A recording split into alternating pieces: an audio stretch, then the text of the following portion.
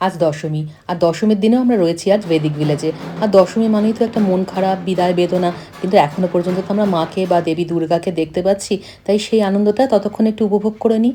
এই জায়গায় মানে বৈদিক ভিলেজে এত সুন্দর করে পুজো হয় আর এত সুন্দর করে মাকে বরণ করা যায় একান্ত আপনভাবে। মনে হয় যেন মা আমার একদম একান্ত আপন। এই সময়টা যেন আর কেউ নেই। এত কম লোক থাকে।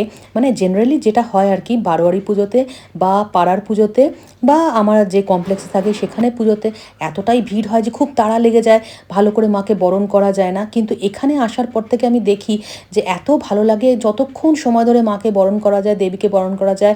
আর লক্ষ্মী, সরস্বতী, কার্তিক, গণেশ সবাইকে সুন্দর করে বেশ বরণ করা যায়। তারপরে শুরু হয় সিঁদুর খেলা।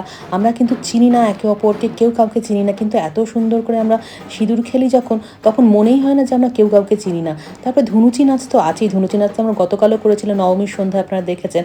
তার সাথে আজকে আবার এনারা সুন্দর করে সাজিয়ে দিয়েছেন ধুনুচি। যে যার মতো করে সুন্দর করে ধুনুচি দিয়ে মাকে আবার বরণ করা বিদায়ের সময়।